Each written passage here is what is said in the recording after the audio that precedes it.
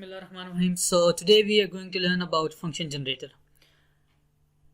इस एनालॉग के जितना भी कोर्स था हमारा, इसमें हमने सिर्फ ये डिस्कस किया कि हम ओप एम्प्स को यूज़ करते हुए बेसिकली किस तरह से डिफरेंट सिस्टम डिज़ाइन कर सकते हैं. हमने स्टार्ट किया समिंग एम्पलीफायर से और फिर हमने आगे डिफरेंशिएटर्स डिज़ाइन किए, इंटीग्रेटर्स डिज़ाइन किए और फिर हमने आगे चलते हुए हमने इंस्ट्रूमेंटेशन एम्पलीफायर्स डिज़ाइन किए ओप एम्प्स को यूज़ करते हुए. और इसी तरह हमने सीखा कि हम किस तरह से कंपैरेटर डिज़ाइन कर सकते हैं, ज़ीरो क्रॉसिंग डिटेक्शन कैसे कर सकते हैं ओप एम्प्स को यूज़ करते हुए. और इसी तरह हम एक्टिव फिल्टर्स कैसे बना सकते हैं ओप एम्प्स को यूज़ करते हुए. और फिर हमने सीखा कि हम डिजिटल टू एनालॉग कन्वर्जन किस तरह से कर सकते हैं ओप एम्प्स के थ्रू. और फिर हमने ये भी सीखा कि हम analogue to digital conversion op amps के थ्रू किस तरह से कर सकते हैं. ये सब की सब चीज़ें हमने ओप एम्प्स के थ्रू डिज़ाइन करना सीखी. आज हम ये सीखना चाह रहे हैं कि हम फंक्शन जनरेटर एक सिंपल सा हम ओप एम्प्स के थ्रू किस तरह से बना सकते हैं. फंक्शन जनरेटर बेसिकली आपके पास होता क्या है कि फंक्शन बेसिकली आपके पास कोई भी वेव फॉर्म्स, बेसिकली आपके पास एक फंक्शन होता है. तो हम ये देखना चाह रहे हैं कि हम ओप एम्प्स को, डिफरेंट ओप एम्प्स को यूज़ करते हुए हम डिफरेंट वेव फॉर्म्स किस तरह से जनरेट कर सकते हैं और उनको हम एक सिस्टम में किस तरह से डिज़ाइन कर सकते हैं. तो बेसिकली हम चाहते हैं कि हम एक जेनेरिक या एक सिंपल सा फंक्शन जनरेटर डिज़ाइन करें ओप एम्प्स के थ्रू. तो चलिए हम देखते हैं कि हम फंक्शन जनरेटर किस तरह से ओप एम्प्स के थ्रू बना सकते हैं. ये देखें आपकी स्क्रीन पे एक सर्किट बना हुआ है. सर्किट को हम डिटेल में डिस्कस करेंगे, लेकिन इस सर्किट में जो आपको नज़र आ रहा है इसमें हमने तीन ओप एम्प्स यूज़ किए हैं और तीन ओप एम्प्स को यूज़ करते हुए हमने तीन फंक्शंस जनरेट करवाए हैं. तीन फंक्शंस मतलब कि हमने तीन वेव फॉर्म्स जनरेट करवाई हैं ओप एम्प्स को यूज़ करते हुए. जैसा कि आपको नज़र आ रहा है कि हमने स्क्वायर वेव जनरेट करवाई, हमने ट्रायंगुलर वेव जनरेट कराई और इसी तरह हमने साइन वेव जनरेट कराई. तो इस तरह से आप लाजमी नहीं है कि सिर्फ तीन आउटपुट वेव फॉर्म्स या तीन फंक्शंस जनरेट करवाएं. आप डिफरेंट डिज़ाइन करके और आप डिफरेंट ओप एम्प्स यूज़ करके और उनकी डिज़ाइनिंग करके आप डिफरेंट तरह के आउटपुट वेव फॉर्म्स जनरेट करवा सकते हैं. तो ये बेसिकली एक सिंपल सा आपके पास फंक्शन जनरेटर है जो कि आपको तीन तरह की आउटपुट वेव फॉर्म्स जनरेट करके दे रहा है. तो अभी हमने इस सर्किट में ये देखना है कि ये तीन जो हमारे पास ओप एम्प्स हैं ये किस तरह से ये स्क्वायर वेव, ट्रायंगुलर वेव और साइन वेव किस तरह से हमें जनरेट करके दे रहे हैं. तो सबसे पहले अगर हम इस स्क्वायर वेव जनरेटर जो है हमारे पास, इस वाले सर्किट को देखें और फिर हम इसके बाद इस वाले और इस वाले को डिस्कस करेंगे. लेकिन हम पहले अगर इस वाले सर्किट को देखें कि ये हमें स्क्वायर वेव किस तरह से जनरेट करके दे रहा है. तो यहाँ पे देखें आपके पास ऑब्वियसली ओप एम्प्स की दो इनपुट्स हैं, एक नॉन इन्वर्टिंग और इस तरह से एक नॉन इन्वर्टिंग और एक इसकी इन्वर्टिंग इनपुट है और एक पिन से हम आउटपुट उठा रहे हैं. और इस तरह हम इसकी बाइसिंग करते हैं, पॉजिटिव और माइनस VCC से हम इसकी बाइसिंग करते हैं. ये सारी की सारी चीज़ें हम डिस्कस कर चुके हैं. हम थ्रू आउट इस कोर्स में यही पढ़ते आ रहे हैं कि हम ओप एम्प्स की बाइसिंग किस तरह करते हैं और उससे किस तरह से डिफरेंट सिस्टम डिज़ाइन करना चाह रहे हैं. अभी हमने ये देखना है कि हम ये जो सर्किट है ये स्क्वायर वेव किस तरह से जनरेट कर रहे हैं.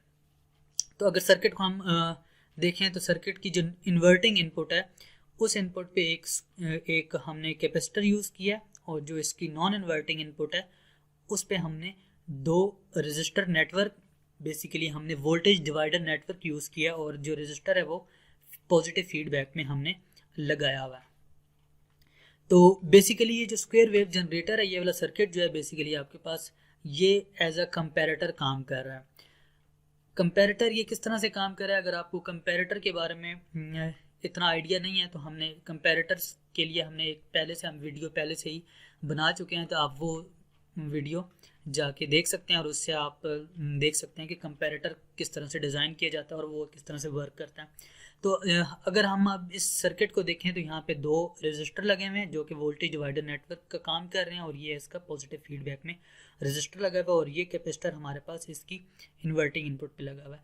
जो इसकी इन्वर्टिंग इनपुट है वो हमने ऑब्वियसली इसकी V रेफरेंस ली हुई है और जो इसका नॉन इन्वर्टिंग इनपुट है उसको एज अ हमने वोल्टेज, जो इनपुट वोल्टेज है वो हमने लिया हुआ है. ऑब्वियसली आप इस सर्किट में अगर देखें तो आपको कोई इनपुट नज़र नहीं आएगा क्योंकि हमने कोई भी डायरेक्टली इनपुट हमने नहीं दिया हुआ, लेकिन हमने क्या किया कि इसको पॉजिटिव फीडबैक में दिया हुआ है. तो जो आउटपुट वोल्टेज है वही बेसिकली इसका इनपुट वोल्टेज आता है यहाँ पे. तो हमारे पास दो इनपुट्स हैं, एक V in और एक V रेफरेंस, और इन V रेफरेंस से हमने कंपैरेटर डिज़ाइन किया हुआ है बेसिकली। तो आपके पास बेसिकली दो डिफरेंशियल इनपुट्स हैं, एक इन्वर्टिंग और एक नॉन इन्वर्टिंग, और जो इसका डिफरेंशियल इनपुट होता है वही ऑब्वियसली इसका आउटपुट वोल्टेज आता है। तो अगर हम सपोज कर लें, तो अभी हम इस सर्किट को अगर हमने देखना है कि आउटपुट स्क्वायर वेव कैसे जनरेट हुई है, तो हमको ऑब्वियसली कोई वैल्यूज़ हमें सपोज करनी पड़ेंगी ताकि हम ये आउटपुट वेवफॉर्म ड्रॉ कर सकें और इस सर्किट की वर्किंग समझ सकें। तो ये जो कैपेसिटर है, हम सपोज करते हैं कि आपका जो कैपेसिटर है वो बेसिकली इस वक्त डिस्चार्ज है, और ये इस वक्त कैपेसिटर के अक्रॉस जो वोल्टेज है वो 0 वोल्ट है। कैपेसिटर के अक्रॉस अगर 0 वोल्ट है तो आपका जो वी रेफरेंस है इस वक्त आपका 0 वोल्ट पे पड़ा हुआ है, ठीक है। तो ये रेजिस्टेंस लगी हुई है फीडबैक में जो कि पोटेंशियोमीटर है बेसिकली, इससे आप इसका वी रेफरेंस चेंज कर सकते हैं। अगर हम ये वी रेफरेंस आप देखें तो ये बेसिकली इस वक्त 0 पे है, और जो आपका वी इन है बेसिकली, या आपका जो V1 और ये V2 कर लें, तो अगर ये जो आपका V1 है ये इस वक्त आपका V2 से ग्रेटर होगा। क्यों? क्योंकि आपके पास ये जो दो रजिस्टर नेटवर्क लगा हुआ है ये बेसिकली आपका वोल्टेज डिवाइडर नेटवर्क है, और वोल्टेज डिवाइडर नेटवर्क होने की वजह से यहाँ पे आपने इसकी बाइसिंग की हुई है। तो जो आउटपुट वोल्टेज जिस ओप एम्प जिस भी सैचुरेशन रीजन में होगा वो वाली आउटपुट यहाँ पे आएगा, और वो बेसिकली आपका आउटपुट इस आपके इन्वर्टिंग नॉन इन्वर्टिंग टर्मिनल पे शो होगा। तो बेसिकली कुछ ना कुछ आपका आउटपुट वोल्टेज ऑफसेट आपका वोल्टेज जो आपको इस वाले टर्मिनल पे मिलेगा। तो ये वाला आपका जब वी इन जो है इस वक्त आपका वी रेफरेंस से बड़ा होगा। तो कंपैरेटर की कंडीशंस आपको याद होंगी कि जब आपका वी इन जो है आपका वी रेफरेंस मतलब कि इस वक्त आपका ये जो पॉजिटिव टर्मिनल है इसका वोल्टेज जब आपका इस वी रेफरेंस से ज़्यादा होगा तो आपके पास आउटपुट बेसिकली क्या आएगा, पॉजिटिव वी सैचुरेशन आपके पास आउटपुट पे आएगा। तो जब आपका कैपेसिटर जो है वो इस वक्त 0 वोल्टेज है यहाँ पे, तो आपके पास आउटपुट जो है वो पॉजिटिव वी सैचुरेशन आएगा। तो अब हम एज्यूम करते हैं कि आपका जो कैपेसिटर है वो चार्ज होना शुरू हो गया है। तो जैसे जैसे कैपेसिटर की वैल्यू बढ़ती जाएगी तो वो इस जो आपका वी इन है या V1 है जो आपका इसके बराबर जब आ जाएगी तो ऑब्वियसली आपका जो कंडीशन है कंपैरेटर की वो चेंज हो जाएगी। कंपैरेटर की कंडीशन कैसे चेंज होगी कि जब आपका ये जो आपका नॉन इन्वर्टिंग टर्मिनल है इसकी वैल्यू जो है आपकी कम हो जाएगी वी रेफरेंस से, कैपेसिटर के वोल्टेज बढ़ने से ये वाली वैल्यू आपकी ज़्यादा हो जाएगी, और इस वैल्यू से आप ये वाला जो आपका नॉन इन्वर्टिंग टर्मिनल है इससे ज़्यादा हो जाएगी। तो आपके पास आउटपुट जो है वो माइनस वी सैचुरेशन में चला जाएगा। इसको हम अगर आउटपुट वेव फॉर्म्स में देखें तो आपका ये देखें कि जब तक आपका जो वी इन है या आपका जो V1 वोल्टेज है जो इन्वर्टिंग नॉन इन्वर्टिंग टर्मिनल पे आ रहा है उससे वोल्टेज आपका वो वोल्टेज जब तक आपका वी रेफरेंस से ज़्यादा रहेगा तो आपका कैपेसिटर जो है वो चार्ज होता रहेगा और आपका ये पॉइंट वी रेफरेंस तक पहुंच जाएगा। जैसे ही इस वी रेफरेंस पॉइंट पे पहुंचेगा तो अब इस वक्त जो है आपका इस टर्मिनल के अक्रॉस जो वोल्टेज है वो ज़्यादा हो जाएगा as compare to this terminal. तो जैसे ही ये वाला वोल्टेज जो है वो ज़्यादा हो जाएगा आपका दूसरे टर्मिनल से, तो आपका जो आउटपुट वोल्टेज है वो माइनस वी सैचुरेशन में चला जाएगा। और इस वक्त आपका ये जब माइनस वी सैचुरेशन में चला जाएगा तो ये आपका पॉजिटिव फीडबैक है और यही आपका यहाँ पे नॉन इन्वर्टिंग टर्मिनल पे आ रहा है।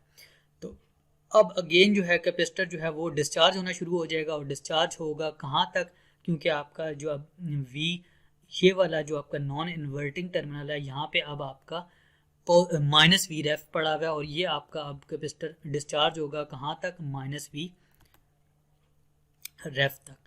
ये डिस्चार्ज होते होते माइनस वी रेफ तक पहुंचेगा तो उस वक्त तक आपका आउटपुट जो है वो माइनस वी सैचुरेशन आएगा। जैसे ही ये पॉइंट आएगा तो उसके बाद आपका जो कैपेसिटर है वो दोबारा से चार्ज होना शुरू हो जाएगा, क्योंकि आउटपुट आपका जो है वो कंडीशन अब जो है आपकी वी रेफ आपका जो इनपुट वोल्टेज है वो वी रेफरेंस से अगेन बड़ा हो जाएगा। तो जब आपका इनपुट वोल्टेज जो है वो वी रेफ से अगेन बड़ा हो जाएगा तो आपका आउटपुट जो है वो अगेन पॉजिटिव वी सैचुरेशन में चला जाएगा और आपका ये कैपेसिटर दोबारा से चार्ज होना शुरू हो जाएगा। याद रहे कि यहाँ पे कोई इनपुट नहीं है, इसको मैं कंपैरेटर यूज़ कर रहा हूँ तो इसको मैंने सिंपली कहा है कि ये मेरे पास वी इन है और ये मेरे पास वी रेफर है। ऑल्दो कि ये कोई भी डायरेक्टली आपके पास इनपुट यहाँ पे नहीं आई हुई, जो आपका बाइसिंग वोल्टेज है उसी के थ्रू जो ऑफसेट वोल्टेज आता है वो यहाँ पे अपेयर होता है, और वही वाला जो ऑफसेट वोल्टेज है वो इस ओप एम्प को या तो -V सैचुरेशन में लेके जाता है या इसको पॉजिटिव सैचुरेशन में लेके जाता है। तो अभी आपने देखा कि इसको पॉजिटिव सैचुरेशन में लेके जाने से और नेगेटिव सैचुरेशन में लेके जाने से आपका जो आउटपुट वेव फॉर्म है वो बेसिकली स्क्वायर वेव बनता जा रहा है, और ये साइकिल इस तरह रिपीट होते होते आपके पास जो आउटपुट आ रहा होता है वो बेसिकली स्क्वायर वेव बनना स्टार्ट हो जाता है। तो अभी तक तो हमने ये डिस्कस किया कि हमारे पास ये सर्किट जो है ये स्क्वायर वेव आउटपुट किस तरह से दे रहा है। इसके बाद जो आपका आगे वाला जो दूसरा ओप एम्प है, अगर आप उसको थोड़ा सा गौर से देखें तो ये हम ऑलरेडी डिस्कस कर चुके हैं। अपनी जो हमारी पिछली लैब थी हमने उसमें डिस्कस किया था और हमने ये सीखा था कि हम इंटीग्रेटर किस तरह से बना सकते हैं।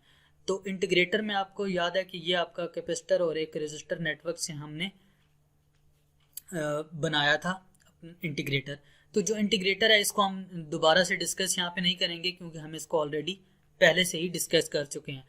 तो इंटीग्रेटर की लेकिन जो कुछ प्रॉपर्टीज़ हैं वो ये हैं कि जब आप इंटीग्रेटर ओप एम्प को एज एन इंटीग्रेटर यूज़ करते हैं तो जब आप उसकी इनपुट पे इन्वर्टिंग इनपुट पे स्क्वायर वेव देते हैं तो वो आउटपुट पे आपको ट्रायंगुलर वेव जनरेट करके देता है। तो यही हमारा पर्पज़ है कि हमने पहले स्क्वायर वेव जनरेट की और उस स्क्वायर वेव को हम जब इंटीग्रेटर में एज ए इनपुट देते हैं तो आपको जो आउटपुट मिलता है वो बेसिकली ट्रायंगुलर वेव फॉर्म मिलती है। अब आप इसके बाद आप देखें तो ये वाला जो ओप एम्प है ये एग्जैक्टली रिप्लिका है इसी सर्किट का। इसी वाले ओप एम्प को मैंने उठा के दोबारा से यहाँ पे लगा दिया। तो अगेन इंटीग्रेटर है ये आपके पास। तो इंटीग्रेटर में जब आप इनपुट आप ट्रायंगुलर वेव देंगे तो जो आपका इंटीग्रेटर होता है वो आउटपुट आपको साइन वेव जनरेट करके देता है। तो अभी आपने देखा कि हमने एक सर्किट ओप एम्प को यूज़ किया और आपने स्क्वायर वेव जनरेट की, और इस तरह स्क्वायर वेव को हमने इंटीग्रेटर में दिया तो इंटीग्रेटर की आउटपुट जो मिली हमें स्क्वायर वेव से ट्रायंगुलर मिल गई। फिर ट्रायंगुलर को हमने अगेन इंटीग्रेटर में एज ए इन्वर्टिंग इनपुट दिया तो आपके पास जो आउटपुट आई वो साइन वेव आ गई। तो ये देखें आपके पास स्क्वायर वेव आई और स्क्वायर वेव को हमने जब इंटीग्रेटर में दिया तो आपके पास आउटपुट ट्रायंगुलर वेव आ गई। तो इस तरह आप डिफरेंट जो है वो वेव फॉर्म्स जनरेट कर सकते हैं और आप एक फंक्शन जनरेटर बना सकते हैं। जो अभी हमने बनाया ये बिल्कुल एक सिंपल सा फंक्शन जनरेटर है जिसमें हम simple 3 output wave forms generate कर रहे हैं। तो this is how you can design a function generator.